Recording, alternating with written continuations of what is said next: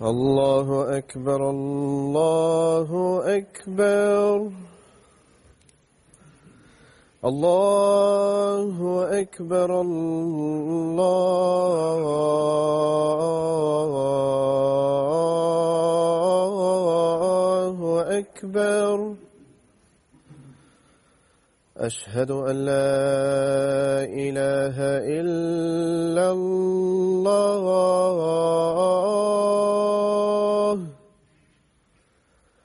أشهد أن لا إله إلا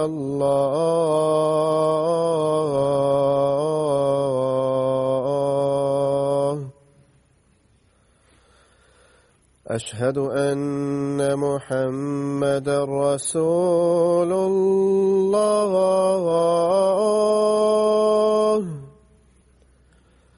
أشهد أن محمدا رسول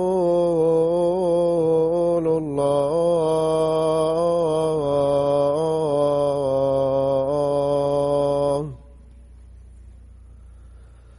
حي على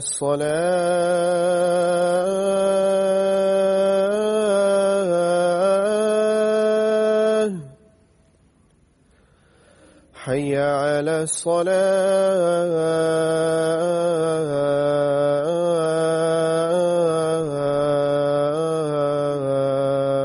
الصلاة حي على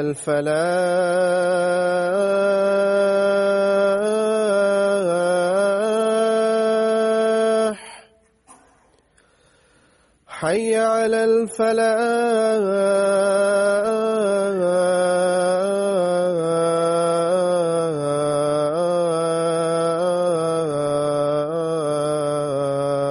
الفلاح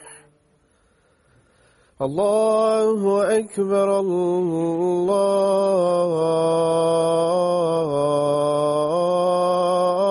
الله أكبر لا إله إلا الله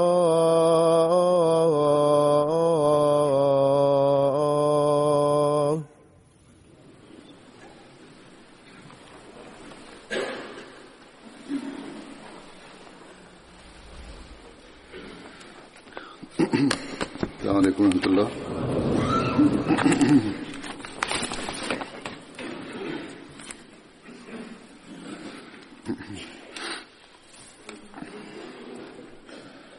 أشهد أن لا إله إلا الله وحده لا شريك له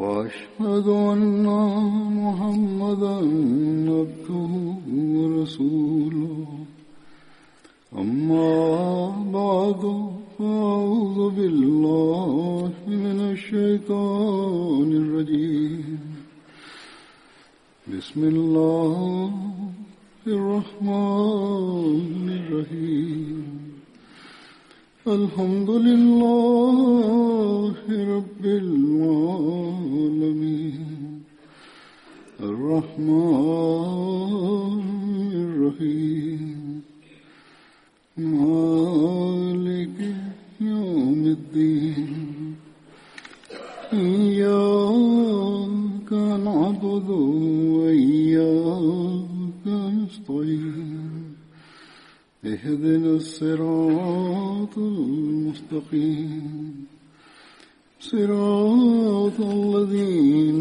أنعمت عليهم غير المغضوب عليهم ولا الضالين.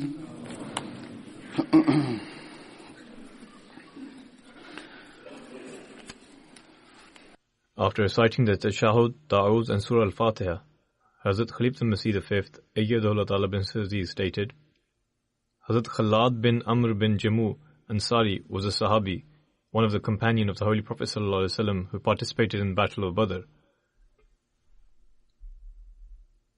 He joined the Battle of Badr along with his father, Hazrat Amr bin Jamu, and his brothers, Hazrat Muaz, Hazrat Abu Ayman, and Hazrat Muawiz. It is also said regarding Hazrat Abu Ayman that he was not his brother, but the freed slave of his father, Hazrat Amr bin Jamu.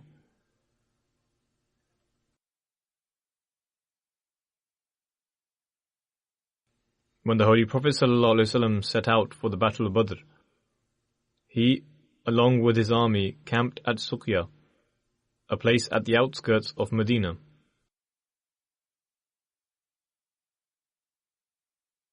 Hazrat Abdullah bin Qatada narrates from his father that the Messenger of Allah ﷺ offered the prayer at Suqya, a place at the outskirts of Medina where there was also a well.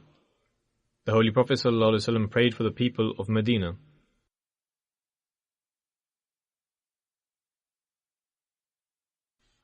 Hazrat Adi bin Abi al-Zawwa and Basbas bin Amr came to the Holy Prophet ﷺ at the same location where they had camped, and according to other narrations, Hazrat Abdullah bin Amr bin Haram also came to see the Holy Prophet ﷺ.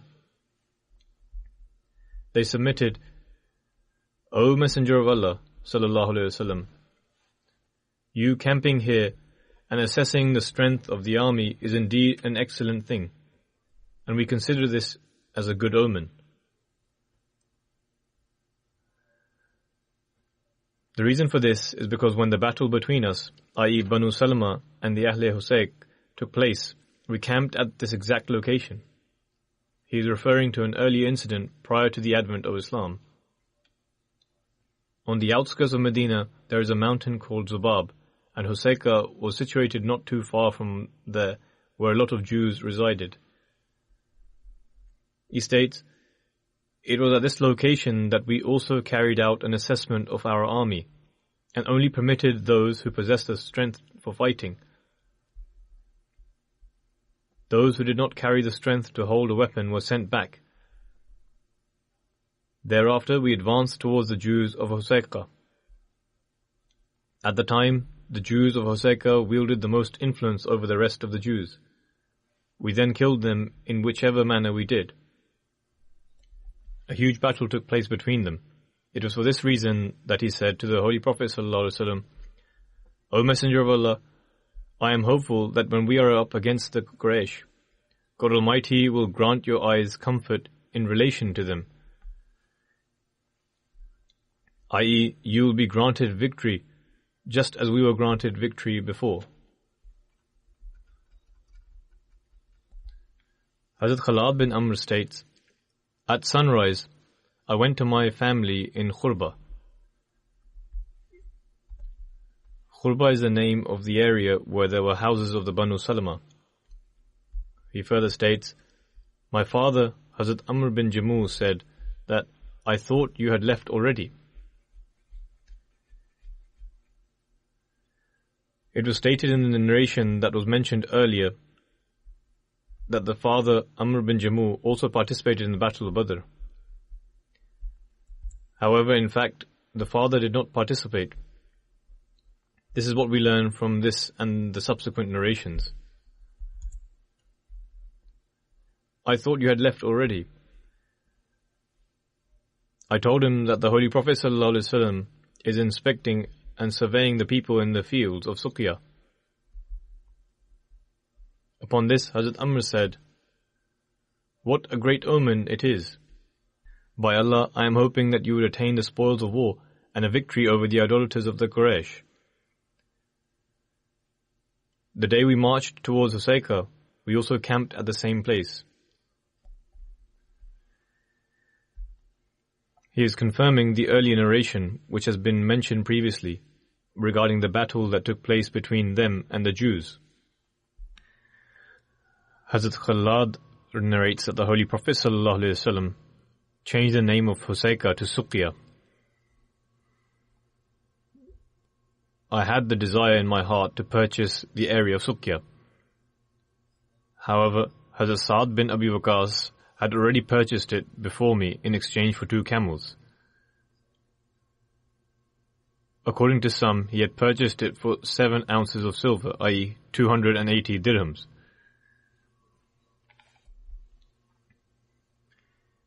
When this matter was mentioned to the Holy Prophet ﷺ, he said, Rabbi Halbiya, meaning this bargain was very profitable.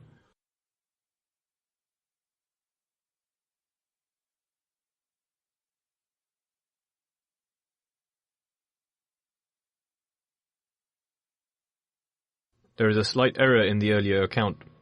The person I had in mind was another companion who did not participate. Hazrat Khalad, his father, Hazrat Amr bin Jamu, and Hazrat Abu Ayman. In fact, the earlier account was correct, as his father did not participate in Badr. All 3 of them participated in the Battle of Uhud, and all 3 of them were martyred.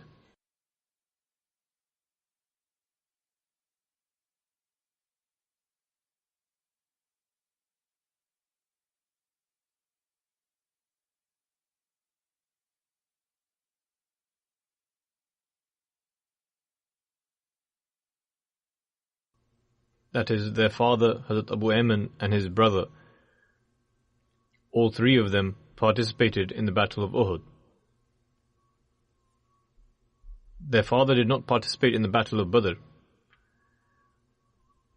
Although he desired to participate, however, due to his leg, he had a limp and was physically impaired in one leg. His son stopped him from participating in the Battle of Badr.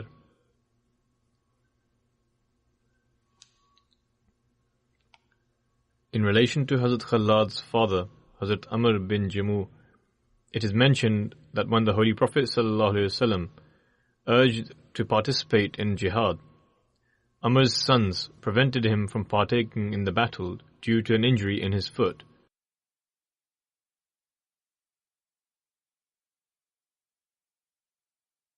Allah the Exalted has also excused those that are handicapped from participating in the battle. For this reason, his sons also prevented him from participating by saying that since 4 of his sons were going to fight, what need was there for him to go, especially since Allah the Exalted had already excused him. Hence, despite his desire, he did not participate in the Battle of Badr due to his sons. However, when the Battle of Uhud took place, Amr said to his sons that since they did not allow him to participate in the Battle of Badr, and the Battle of Uhud is to take place, they will not be able to stop him this time. He will most certainly go and participate in Uhud.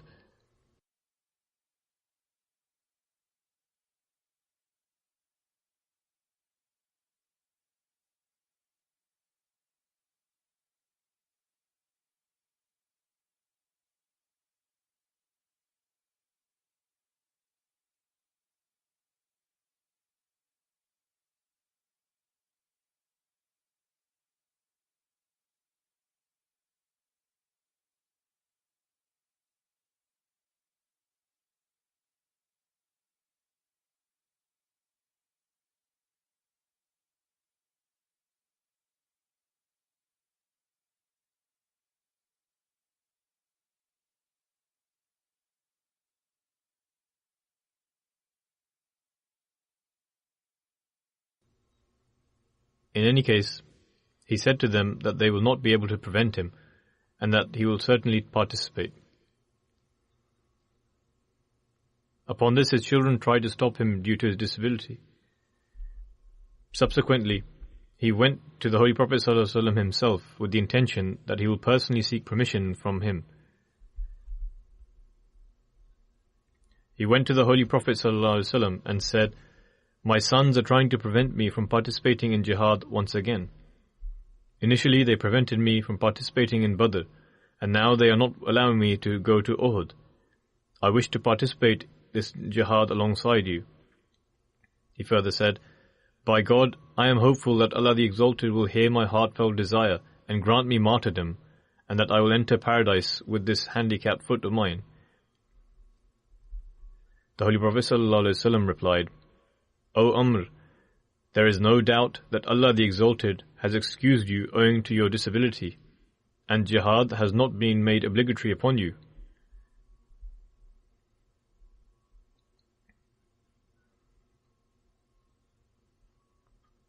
However, the Holy Prophet ﷺ said to his sons that they should not prevent him from performing virtuous deeds. If this was his heartfelt desire, then allow him to fulfill it. Perhaps Allah the Exalted will grant him martyrdom. Hence, Hazrat Amr took his weapons and set off towards the field of Uhud, reciting the following prayer: Allahumma arzuqni shahadatan wa la taruddani ila ahli khaiba. Meaning, O Allah, grant me martyrdom and do not allow me to return to my family unsuccessful. Allah the Exalted accepted his prayer and he attained martyrdom there.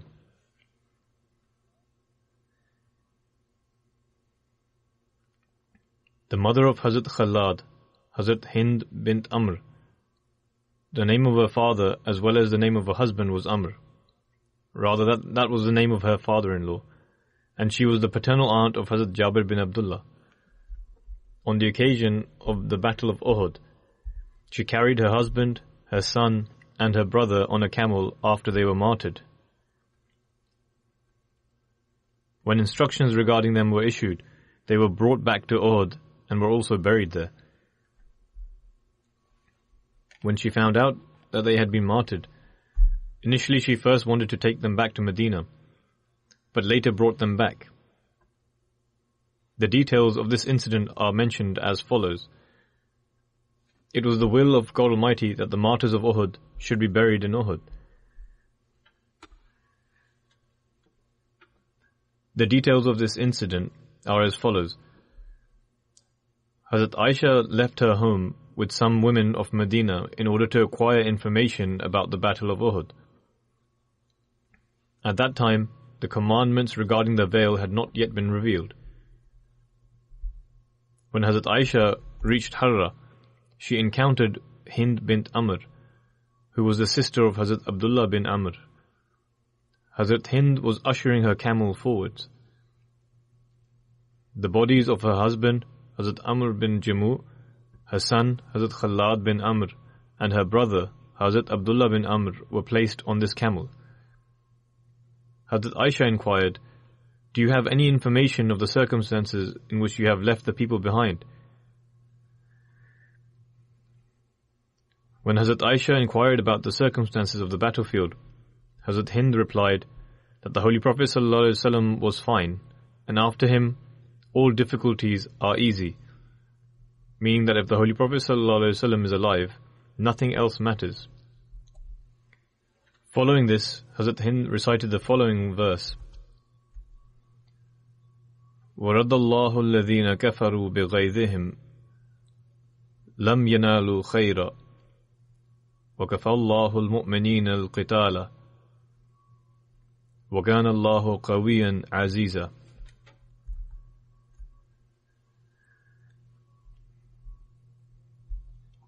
That is, and Allah turned back the disbelievers in their rage. They gained no good, and Allah sufficed the believers in their fight. And Allah is powerful, mighty.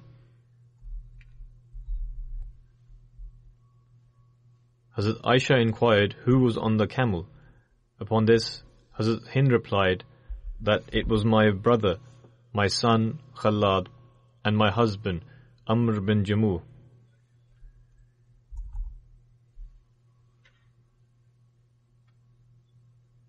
I may have said father-in-law earlier, but in fact the name of Hazrat Hind's husband was Amr. Hazrat Aisha asked, "Where are you taking them?" She replied, "I am taking them in order to bury them in Medina." Again she ushered her camel to move forward. However, the camel sat down on the same place. Hazrat Aisha said that perhaps it is carrying too much weight. Upon this, Hazrat Hind replied, "It is able to carry the load of 2 camels, but at the moment it is acting in complete contrast to this." She then rebuked the camel upon which it stood up. When she turned it towards the direction of Medina, it sat down again. However, when she turned it towards the direction of Uhud, it started to move quickly. Following this, Hazrat Hind went to the Holy Prophet ﷺ and related this incident to him. The Holy Prophet ﷺ said that the camel had been assigned, that is, Allah the Exalted had appointed it for the very task of not returning to Medina and turning back to Uhud. The Holy Prophet ﷺ said, "Did your husband say anything before he went to war?" She replied, "When Amr was about to set off for Uhud, he turned towards the Qibla, i.e. direction of prayer towards Kaaba in Makkah, and said, 'O Allah, do not bring me back to my family in a state of disgrace and grant me martyrdom.' Upon this, the Holy Prophet ﷺ said, 'This was the very reason why the camel was not moving.' The Holy Prophet ﷺ then said, 'O group of Ansar, there are such pious individuals among you that if they take an oath in the name of God, he will most certainly fulfill that prayer.' And Amr bin Jamuh was also one of them. He said to Hind, the wife of Amr bin Jamuh, 'O Hind, since the time of your brother's martyrdom, the angels have gathered around him, waiting for instructions about his burial.' The Holy Prophet ﷺ stayed there until the burial was finished. Then he stated, 'O Hind, Amr bin Jamuh, your son Khalad and your brother Abdullah have been gathered together in paradise.' Hind requested, 'O Messenger of Allah, please pray for me that may God Almighty also grant me their companionship.'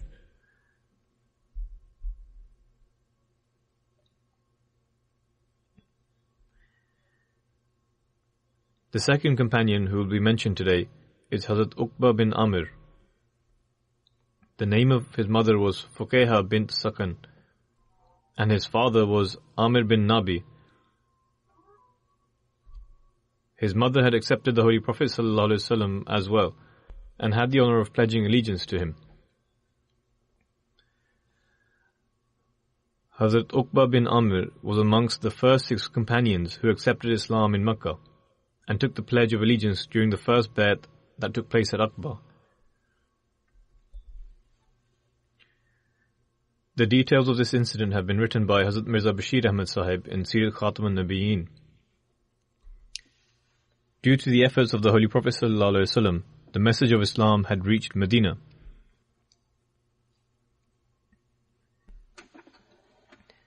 During the Ashur-e-Hurum, as per his custom, while the Holy Prophet ﷺ was visiting tribes, he found that a renowned man from Yathrib, Suwayd bin Samit, was staying in Makkah. Suwayd was a famous man from Medina, who on account of his courage, generosity and other qualities was called Kamil. He was also a poet.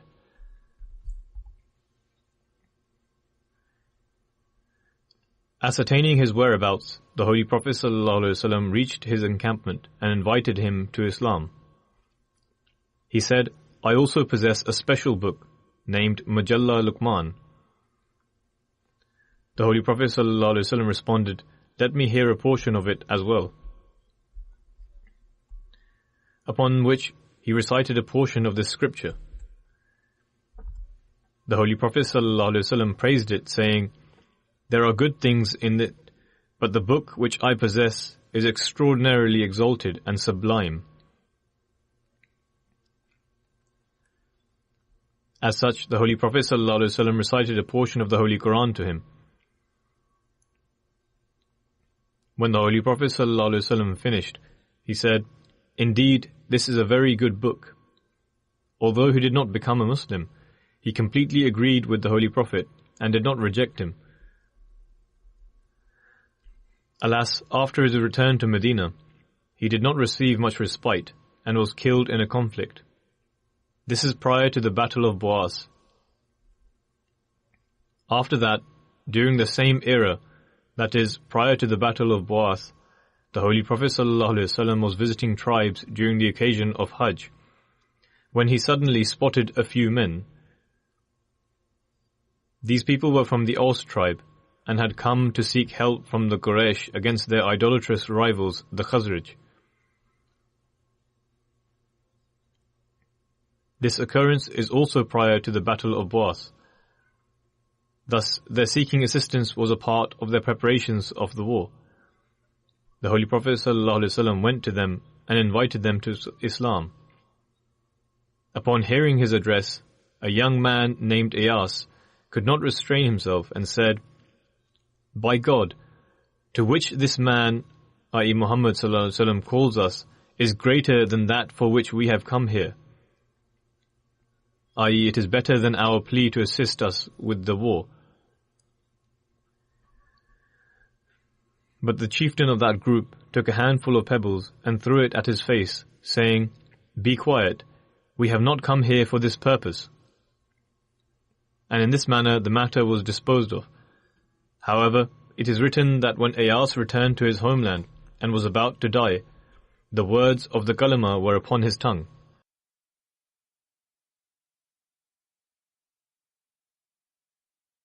Sometime afterwards, when the Battle of Bu'ath had taken place, in Rajab 11 Nabwi, the Holy Prophet ﷺ happened to meet the people of Yathrib once again. In the 11th year of prophethood, the Holy Prophet met with the people of Yathrib in Mecca. When the Holy Prophet ﷺ inquired as to their genealogy, he found that they belonged to the Khazraj and had come from Yathrib. In an extremely loving tone, the Holy Prophet ﷺ said to them, "Can you people listen to a few things I have to say?" They said, "Yes, what do you say?" The Holy Prophet took a seat and invited them to Islam, recited a few verses of the Holy Quran, and informed them of his mission.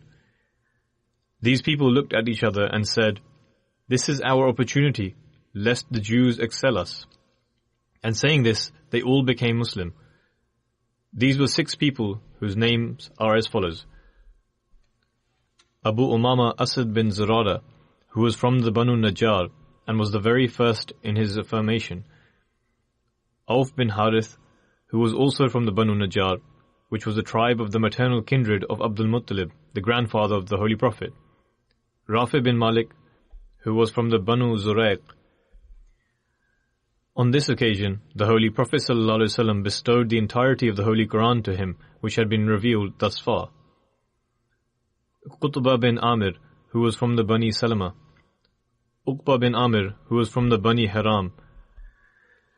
The incident is relating to this Badri companion, Uqba bin Amir; and Jabir bin Abdullah bin Ri'ab, who was from the Bani Ubayd.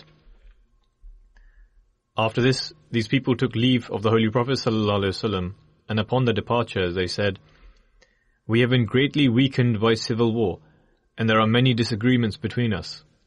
We shall go to Yathrib and preach Islam to our brothers. How remarkable would it be that Allah the Exalted may gather us again through you. Then we shall be fit to assist you in every way." Therefore these people left, and due to them, Islam began to find popularity in Yathrib. This year was spent in Makkah by the Holy Prophet ﷺ in concern and anticipation for the people of Yathrib with regards to their physical means. The Holy Prophet ﷺ would often think, "Let us see the outcome of these 6 converts, and if there are any signs of success in Yathrib or not." For the Muslims as well, with respect to physical means, this era was one of concern and anticipation. They saw that the leaders of Makkah and chieftains of Taif had sternly rejected the mission of the Holy Prophet ﷺ, and one by one, the various tribes of Arabia had also put a stamp on their condemnation. A ray of hope began to shine in Medina, but who could figure that this ray of light could stand before storms of affliction and torture against the cyclones of hardship? On the other hand, the cruelties of the Meccans were growing day by day, for they understood well that now was the time to erase Islam. But even in this delicate era, such as a more vulnerable era had not befallen Islam, the Holy Prophet ﷺ and his companions stood in their place like a firm mountain. At times, the determination and steadfastness of the Holy Prophet ﷺ would even put his enemies to astonishment. After all, what kind of inner strength does this man possess? For nothing seems to move him from his place. Rather, in that era, the words of the Holy Prophet ﷺ especially possessed a kind of power and awe. When the Holy Prophet ﷺ would speak, he would do so with power and awe. And in these fierce storms, the Holy Prophet ﷺ would become even more courageous. On one side, if this sight astonished the Quraysh, on the other, it also made their hearts tremble. With regards to these days, Sir William Muir writes,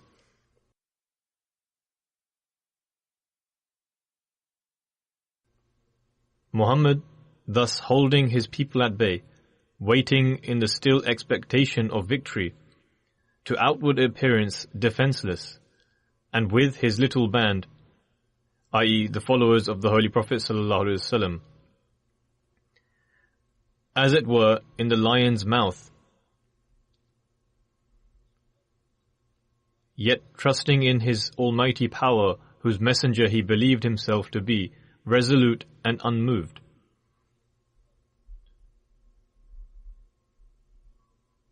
Sir William Muir further writes, Muhammad stood unmoved with such determination that nothing could displace him. This presents a spectacle of sublimity paralleled only by such scenes in the sacred records as that of the Prophet of Israel, when he complained to his master, I, even I only, am left. He further writes, Nay, seeing Muhammad in this manner is in one point of view even more amazing than the prophets of Israel. The following words of Muhammad were said on this occasion, O my people, work ye in your place, wait in expectation, we too in expectancy are waiting. Therefore, this was a vulnerable era for Islam, in that there was no expectancy from the Meccans, but a ray of hope was developing in Medina, and the Holy Prophet ﷺ keenly had his eyes set in that direction. Would Medina also reject the Holy Prophet ﷺ like Makkah and Taif? Or did it hold a different destiny?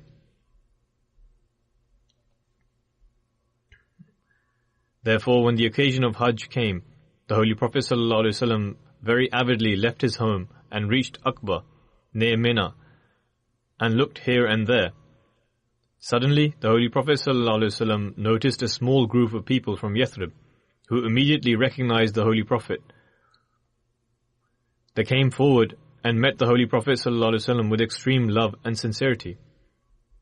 This time, there were 12 people, among whom 5 were converts of the previous year, and 7 were new. They belonged to both the Aus and Khazraj.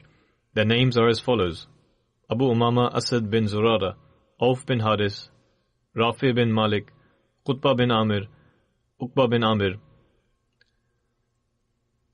Uqbah bin Amir came this year as well. The incidents are being narrated about his life. He returned for the Hajj this year as well.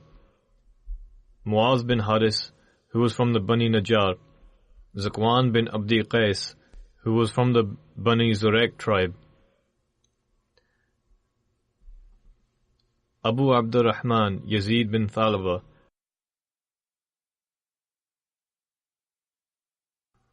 from the Bani Bali tribe, Ubaidah bin Samit, who was from the Bani Auf branch of the Khazraj tribe,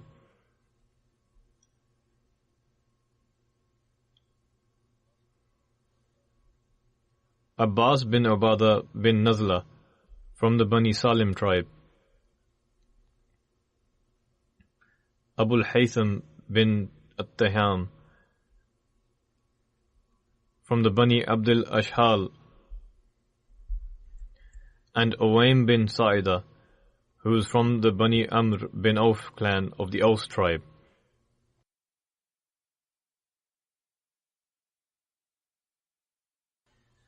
The Holy Prophet ﷺ met these people separately in a valley. They informed him as to the state of affairs in Yathrib, and this time they all took the bayt at his hand. This bayt served as a foundation stone for Islam in Medina. Since jihad of the sword had not yet been ordained, the Holy Prophet ﷺ took bay'at only in the words in which he would take bay'at from women after jihad by the sword was obligated. In other words, we shall believe in one God, shall not associate partners with God, shall not steal, shall not commit adultery or fornication, shall abstain from murder, shall not defame anyone, and shall obey you, the Holy Prophet ﷺ, in everything good. After the bay'at, the Holy Prophet ﷺ said, if you remain true to this pledge in honesty and steadfastness, then you shall receive paradise. But if you show weakness, then your matter is with Allah the Exalted, for He shall do what He wills. In history, this bay'at is renowned as the first bay'at at Aqaba, because the place where this bay'at was taken place was called Aqaba, which is situated between Makkah and Mina. The literal meaning of Aqaba is an elevated mountain pass. Whilst departing from Makkah, these 12 new Muslim converts requested, please send an Islamic tutor with us, who can teach us Islam and can preach Islam to our idolatrous brothers as well. The Holy Prophet ﷺ sent Musa bin Umair, a very devout young man from the Abd Dar tribe, along with them. An Islamic preacher was referred to as a Qari or Muqri in those days, because the majority of their work was to recite the Holy Quran, as this was the best method of preaching. As such, Musa was also renowned by the name Muqri in Yathrib. The second bay'at at Aqaba took place in 13 Nabwi, and 70 Ansar participated in it. Hazrat Uqba bin Amir participated in all the battles alongside the Holy Prophet ﷺ, including the battles of Badr, Uhud and Khandaq.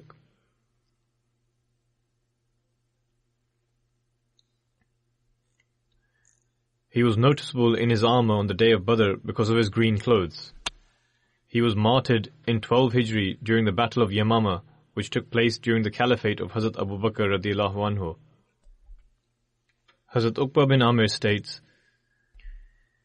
I came before the Holy Prophet ﷺ with my son, who was very young at the time. I said to the Prophet of Allah, may my parents be sacrificed for you.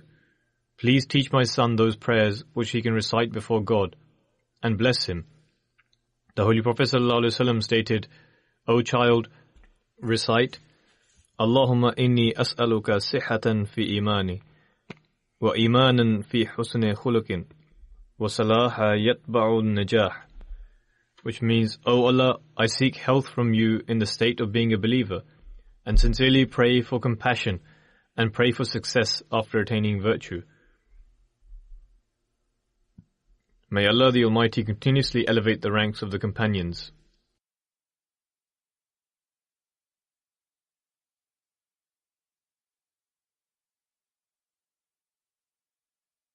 After this, I will now mention about a pioneering noble Ahmadi woman from America, and will also lead her funeral prayer after Friday prayers. Her name was Sister Alia Shaheed Sahiba, wife of the late Ahmed Shaheed Sahib. She passed away on 26th of December. God Almighty had bestowed her with a long life and enabled her to serve the Jamaat, and also protected her from any handicap. She was 105 years old. May Allah the Almighty exalt her rank. To Allah we belong, and to Him shall we return. Amir Sahib USA has written about her that she pledged allegiance in 1936, and from 1963 to 66 served as Sadr Lajna, i.e. National President of the Ladies Auxiliary Organization. Similarly, her services spanned 50 years, in which she had the opportunity to serve in various capacities, ranging from General Secretary to Secretary Talim and Secretary Finance, Sadr Lajna Muqami and Secretary of Khidmat-e-Khalq. She always maintained a strong connection with the Jamaat and Khilafat, and always remained vigilant and ready for every type of sacrifice. She was an extremely kind and loving woman. She had committed to memory the early accounts of the Jamaat Ahmadiyya USA, which she often used to narrate. She also had the opportunity to invite Sir Chaudhry Zafrullah Khan Sahib to her home for dinner. Her husband, respected Ahmed Shahid Sahib, also served in the National Amla and as the president of the Pittsburgh Jamaat. Among those she left behind is her only son, Umar Shahid Sahib, who for the last 18 years has been serving as the Sadr Jamaat of Pittsburgh. She was African American. The National President of Lajna USA writes about her, "Her lifestyle, her words, and her every action demonstrated that she acted in complete accordance with her pledge of allegiance, which she made 76 years ago. Her services were not just limited to the USA. In fact, she was known for her services all over the world.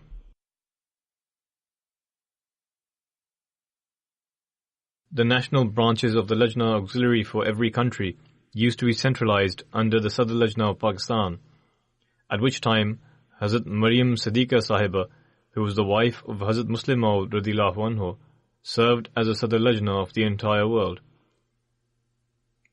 Even she praised the late Alia Sahiba's contributions. Sadr Sahiba Lajna USA continues by saying, her name before converting was Ela Lewis, and her fiancé's name was William Frank Browning, who was an active member of the African Methodist Church. They were busy in their wedding preparations, and their wedding was soon to take place when her fiancé received the message of Ahmadiyyat, and along with his parents, he converted to Ahmadiyyat. After this, he changed his name to Ahmed Shahid. At the time of marriage, she had not converted. Soon after, William Sahib was elected as the president of Pittsburgh Jamaat. Not only was he welcomed with open arms in his local Jamaat, but his Tabligh efforts earned him repute all over the country. Around the same time, they had a son whom he named Umar. Alia Sahiba lived with her Ahmadi in-laws, and without telling them or her husband, she privately began investigating Jamaat literature. During this time, she came across Hazrat Muslim Maud radhiyallahu anhu's book entitled Ahmadiyyat or the True Islam, and this had a deep effect on her. After this, she started partaking in tarbiyat classes organized in her home. Then one day, she heard a lecture of the local missionary, who was a Bengali named Abdul Rahman Bengali, which was on the Promised Messiah Islam's view that Jesus was saved from the cross and subsequently migrated to Kashmir. Sadr Lajna USA writes, the late Sister Alia used to tell us that after this she stopped attending the church and began coming to the mosque instead. Finally, in 1936, she accepted Ahmadiyyat. Explaining how she chose the name Alia for herself, she said that I saw the name in a book once and liked it, so I adopted it after becoming an Ahmadi. She was always in search of knowledge. She spent her time in the upkeep of the mosque, cooking, offering daily prayers. It was not the case that she only tried to gain knowledge, but she humbly used to perform Vakar-e-Amal and serve the Jamaat with her own hands. Cleaning the mosque and cooking were her roles. Sadr Sahiba further writes, we always saw her offering prayers, and she was a woman of extremely high morals. She was often seen visiting and looking after the sick. We saw her offering financial contributions. Among the Lajna, she was always enjoining others toward good in one way or another. She strived to her utmost in promoting unity and sisterhood of the members of Lajna, for which she wrote numerous individual letters to members of Lajna in her final days. Sadr Lajna writes that there was one verse of the Holy Quran which she used to often repeat, which I've heard from her as well. Inna Allaha yuhibbu alladhina yuqatiluna fi sabilihi saffan ka'annahum bunyanun marsus. She reports that she would always repeat this. That is, verily Allah loves those who fight in His cause, arrayed in solid ranks, as though they were a strong structure cemented with molten lead. The Sadr Lajna has written that she was the first one to establish the Mosque Fund in the United States of America. Like this, she started the Muslim Student Scholarship Award. The first annual Ijtima was held under her tenure as Sadr Lajna. Similarly, she commenced the Tabligh Day, in which Lajna members would send thousands of copies of the Holy Quran, introductory leaflets and pamphlets of the Jamaat to libraries across the country. She also started a magazine, the name of which was Hazrat Choti Appa Maryam Siddiqa, the then International Sadr Lajna, chose as Aisha. She also published constitutional guidelines for the Lajna entitled Our Duties and the Path of Faith. As a result of her launched scheme, members of Lajna in the United States presented great sacrifices for the Denmark Mosque project. Likewise, they presented funds for the mission houses in Baltimore as well as Pittsburgh. She further says, Sister Alia would tell us that during her time, as 98% of the Lajna members had only recently joined the Jamaat by way of pledging allegiance, in the beginning, they would only enjoin them to offer the 5 daily prayers and keep fasts in the month of Ramadan.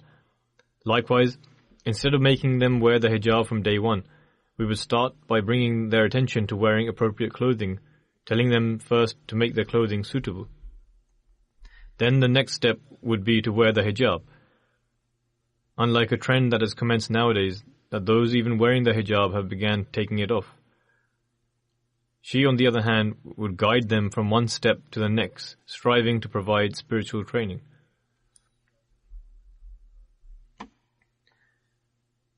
Sister Alia put great effort in teaching basic recitation of the Quran by preparing daily teaching programs. Like this, those Lajna members who'd finished learning the basic recitation of the Holy Quran, she would bring their attention daily towards covering some commentary of the Quran. It was with Alia Sahiba's efforts that the educational syllabus for the Nasirat was produced. As a result, a desire to further learn religious knowledge was born in the Nasirat. The deceased played a huge role in instilling in the members of Lajna and Nasirat with a spirit of sacrifice. She would similarly keep all accounts of the donations in a very professional manner. When once she was asked regarding the difficulties she faced after entering the Jamaat, she replied that upon entering the Jamaat, I faced great difficulties. But instead of demonstrating weakness, I have always strived to show perseverance and remained content with the desire and pleasure of Allah. This is in fact the very lesson I have been teaching Lajna members for over 50 years. She further writes, her character tells us that she was a minaret of resolve in which we all found guidance. She then writes, her belief on the final victory of Islam was of absolute certainty. She would say that when the victory of Islam shall occur, the famous motto and slogan of the Jamaat, of love for all, hatred for none, would reign supreme in the world. Likewise, she had complete faith in the institution of Khilafat and accepted it as the key to the victory of Islam. That is, the institution of Khilafat shall remain firmly established, and with it shall come the victory of Islam. She would always say this. She then writes, it was this message that she, through hundreds of letters and phone calls, would give and explain to Lajna and Nasirat members with great effort. On 23rd of March 2008, she spoke to the members of Lajna, stating that all the followers of the Promised Messiah Islam around the world gathered in the mosques and mission houses on 1st of January to offer the Tahajjud prayers as an act of thanksgiving. So why can we not do this once again this year, as it marks 100 years since the Khilafat of our beloved Promised Messiah Islam was established? She further writes, O my Allah, remove all hurdles in the progress of Ahmadiyyat and grant us that victory which you have promised us. Our promised Messiah has laid the foundations for this Jamaat and united us all as one body. It is due of him that we Ahmadis feel the pain of one another, help each other in times of difficulty, pray for one another, partake of the happiness of another, and are aggrieved by the suffering of another. By the grace and mercy of God Almighty, we are one.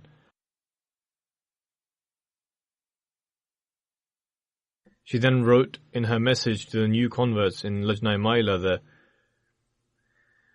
it is God Almighty's special favor, and I am extremely fortunate to have witnessed the progress of the Jamaat with my own eyes. God Almighty has graced us by choosing our Jamaat for the propagation and service of Islam. Every week we have the opportunity to listen to the Khalifa of the time and advance in our worldly affairs and progress in our faith by acting upon his instructions. In the end she wrote, I pray, O my Master, remove all hurdles in the progress of Ahmadiyyat. Make us the true portrayal of our faith and grant us countless helpers. Thus, she played a special role with the circumstances there in keeping the African American new converts together.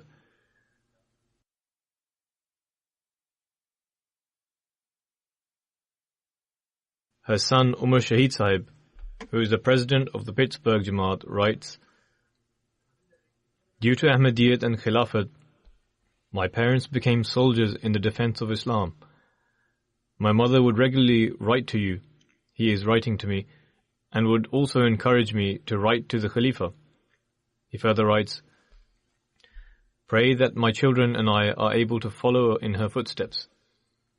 Umar Sahib then writes, I had no idea as to how many people in the Jamaat loved and cherished her until I received all the letters with regards to my mother.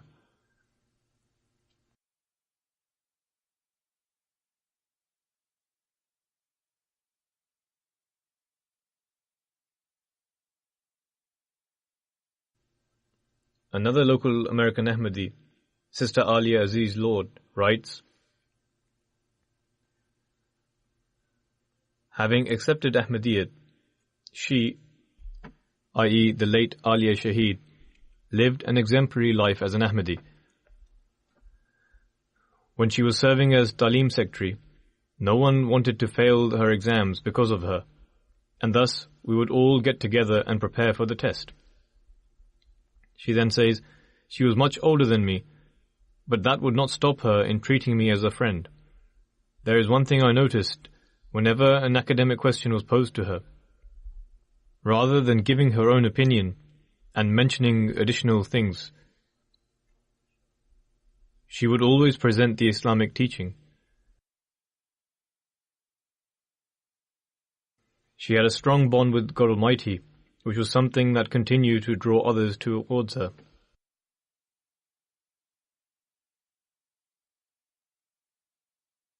Sister Jamila Hamid, daughter of Hamid Munir Sahib, who is also a local American Ahmadi, writes, She would show me great affection, and when my mother passed away, she wrote me a letter full of her words of love, which helped me understand the philosophy of death. She was like an angel. Whenever one needed help and advice, she would pick up her phone after a single ring. She would always tell me that the purpose of life should be to serve the Jamaat and to love the Khalifa of the time, as he is the Hablullah, i.e. the rope of Allah of this era. I would always envy her love for God Almighty. Once I asked her if she was afraid of death. She replied, We all have to return to our beloved God. So what is there to be afraid of? She had deep understanding of the message of the Promised Messiah ﷺ, which she would impart to others throughout her life.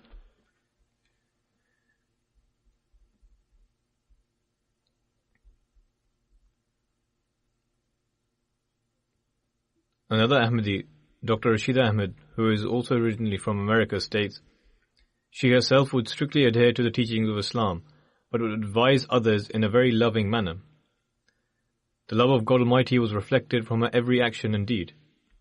She further states, I had the opportunity to stay at her house on several occasions, and we would offer the prayers together and also recite the Holy Quran. After that, she would show me with great love and desire the letters she had received from the Khulafa of the community. One can evidently gauge her great love for Khilafat from her poetry and speeches. She would write poems as well.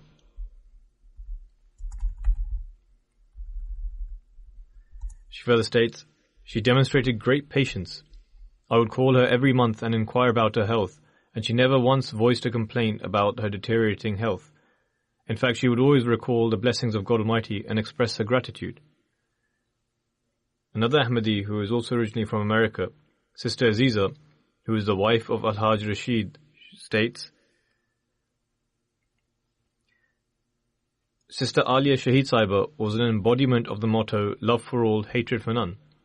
Even though she lived in another city, however, she was a close friend of my mother. After the demise of my mother, she did not end this relationship, and I would always feel as if Alia Sahiba knew when I was becoming indolent, as she would immediately send me a letter full of inspiration.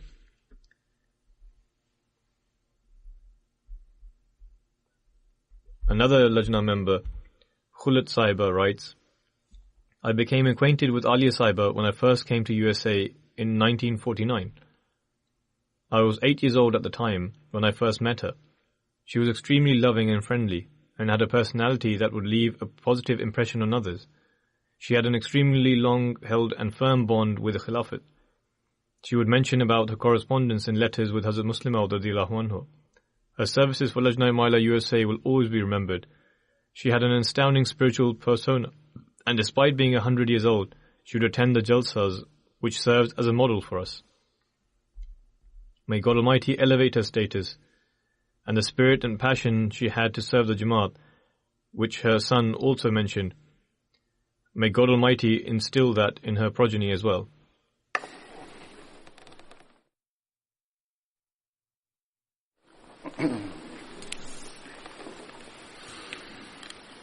Alhamdulillah, nahmaduhu wa nasta'inuhu wa nastaghfiruhu wa nu'minu bihi wa natawakkalu alayhi wa na'udhu billahi min shururi anfusina wa min sayyiati a'malina.